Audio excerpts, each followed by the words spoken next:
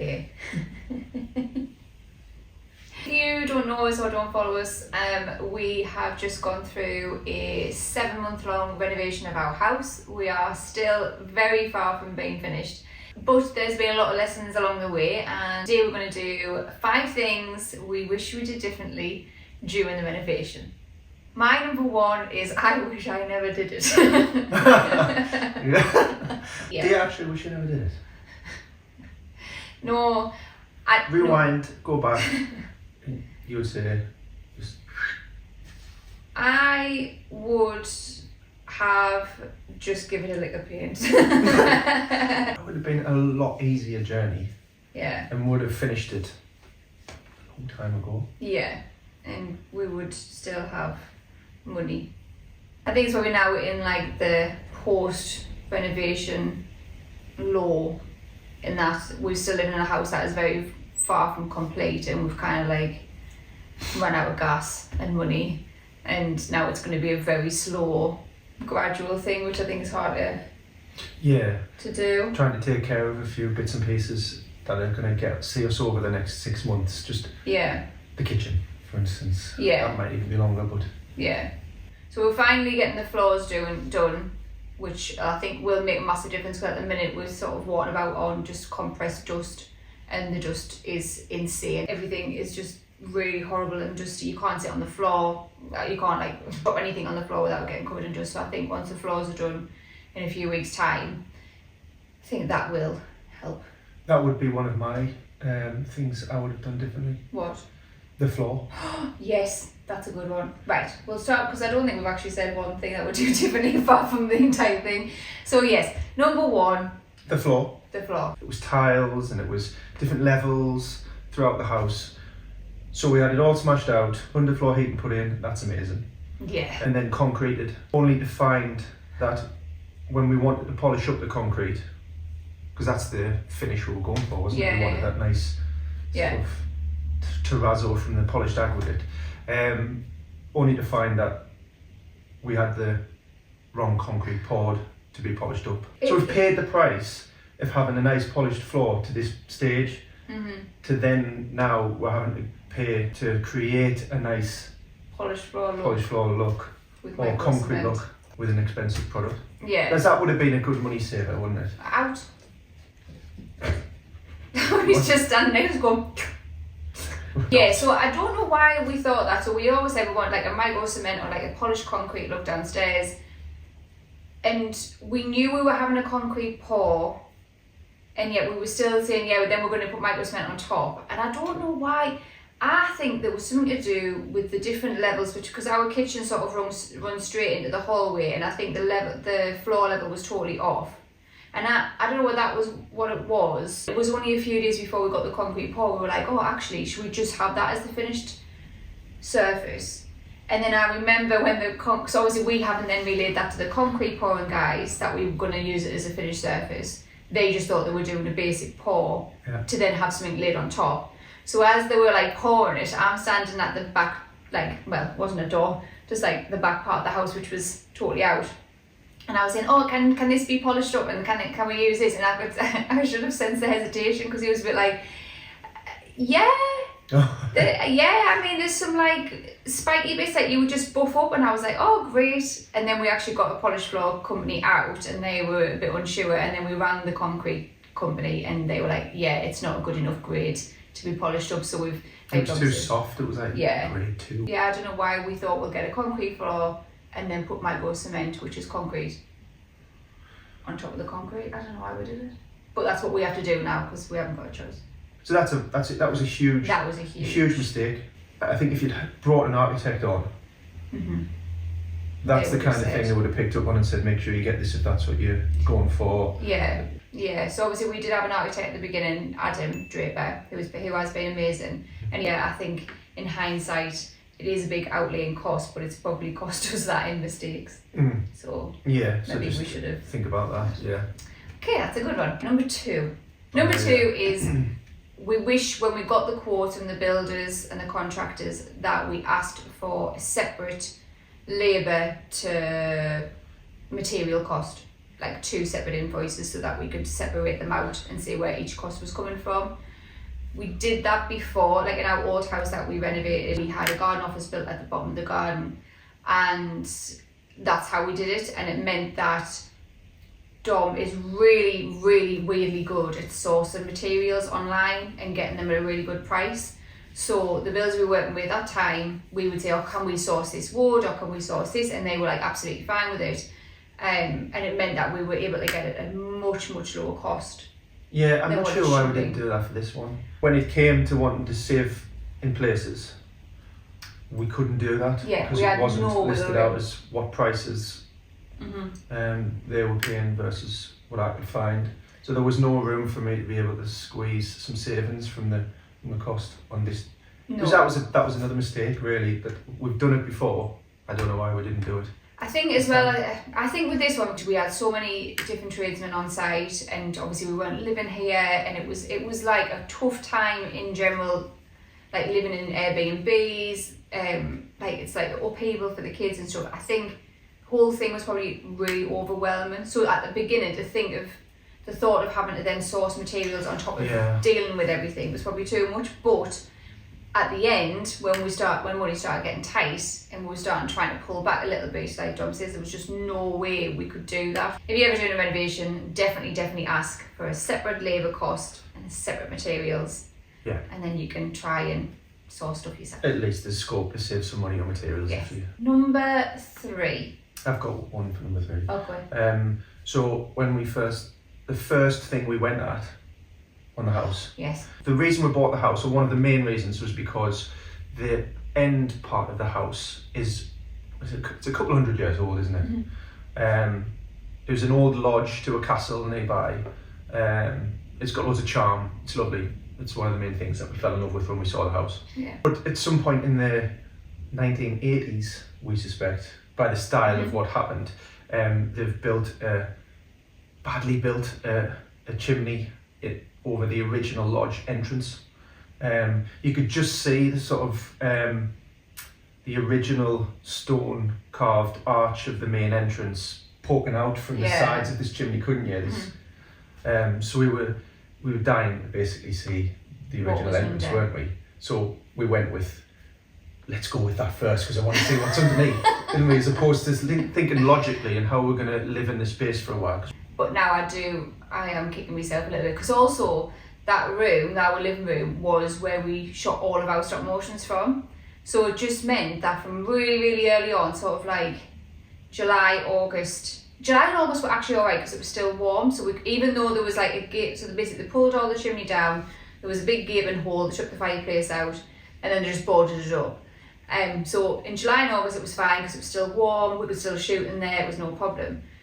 As soon as the cold weather came in, sort of September, October, that just meant that room was totally out of bounds. We couldn't shoot there, which meant that we went for like a few months where we didn't really have anywhere to work from. Yeah, that was silly. Yeah, it was really... That was very silly. It was very silly. But at least we got to see that the entrance underneath and go, yay, one day. And then, to make it worse, like, we took it all down and there was some bricks missing. So we needed those replacing, because basically what we're going to do in that gap, and we're going to put like a glass, it's like kind of like an Oriel window, but not, because it is go down to the ground, so it's like a 3D. They used to call it the shop window, that's what all the builders were calling it.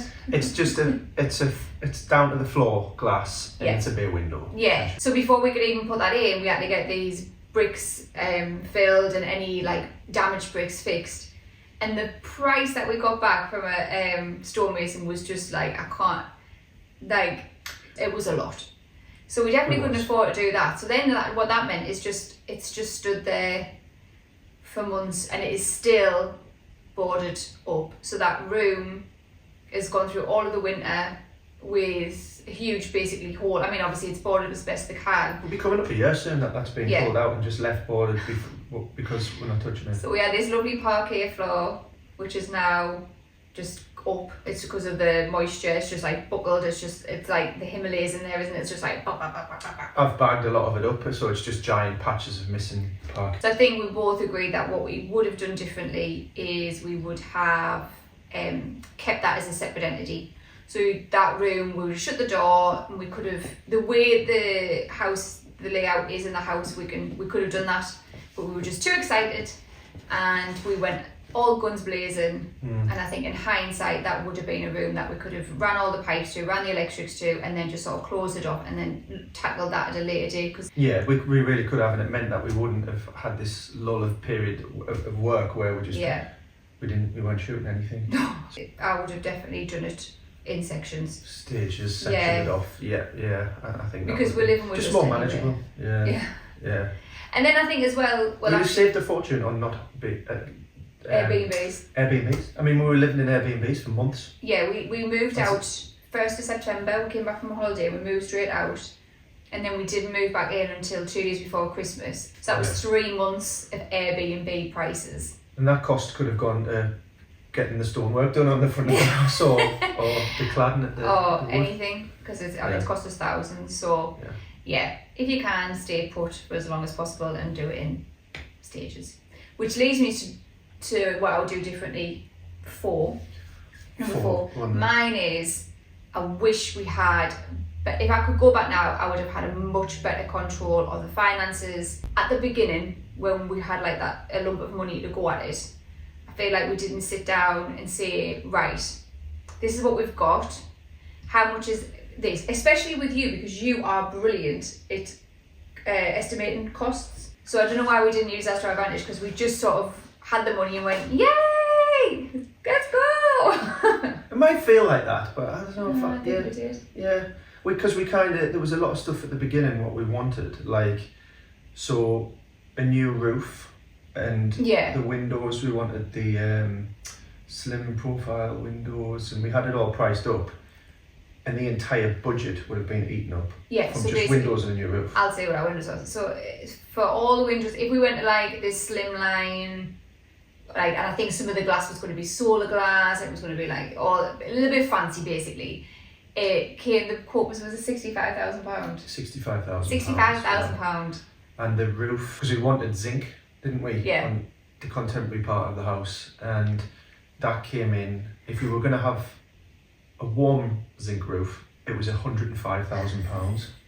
So for windows and roof, it was £170,000. So our whole budget would have been gone, and the house would look exactly the same on the inside, but we would have had some windows and a roof. So my point would be that there was 2 clever decisions there. Yeah. But I get what you mean. The rest of it, there was still a lot of. Well, I think it wasn't a clever decision. It was just like we just went, well, obviously we can't do that.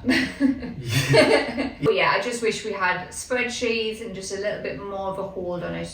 Kind of ran away with us. I think we pulled it back at the end, and we started making really clever decisions and cutting things, and we did compromise on a lot of stuff. And I think now, like for the windows, for example, I think if I had spent that, and if I know we probably never would have, but if we had, I'd have been like, because really the way... Kicking yourself, yeah. Looking back now, there's no way. Maybe if we're getting like in a couple, like our sliders maybe, like they could maybe be a little bit thinner. Just as an idea, so what we ended up paying for the windows in total, I think was £16,000. Yeah, that's for all windows and doors. All installed, made. And really, to me, I just think... It wouldn't have made that much. It wouldn't have made that much considering difference. It's such a colossal amount of money. Difference. Yeah. So yeah, I would definitely have had hold of the finances a little bit better at the beginning. Absolutely would have. Yeah. So we have more. Well, we have a bonus. 5 plus a bonus. I was going to say, so obviously we've moved the positions of all the windows and door areas, and the house is made of stone.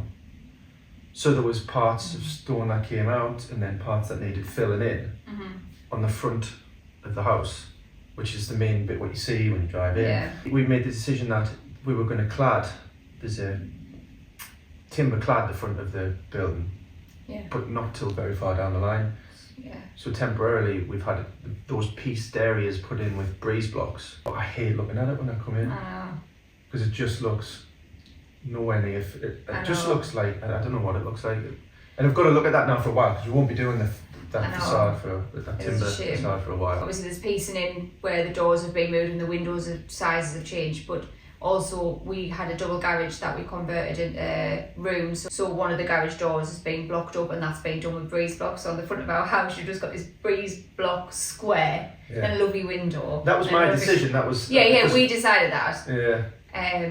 cost and ease and The because stone was there yeah to do it, but it was going to take longer, labour time, and it was going to get covered in the long run. Yeah, eventually we're going to clad it again. I think, well, again, that would tie into the pricing thing. We always thought the clad was going to be a little bit further down the line, but I don't think we realised how far down the line. So I'd know that now, the realisation that we've got to look at the front of this house like this for a kind of long time. Yeah. Because like really... I think going back I would have done it in the stone.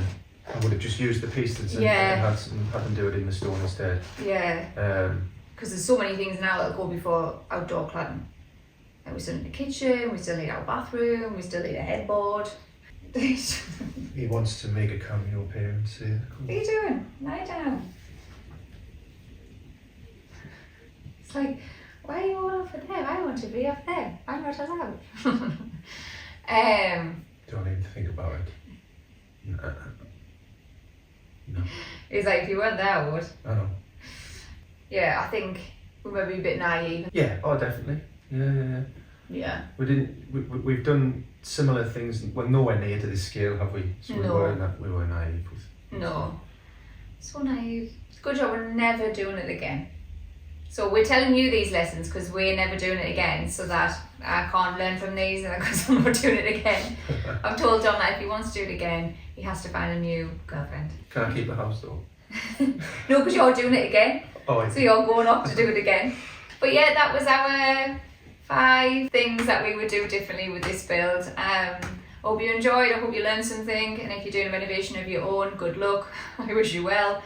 But if you like that content and would like to see more house content, just hit subscribe and like, and we'll see you next time. Ciao. Bye.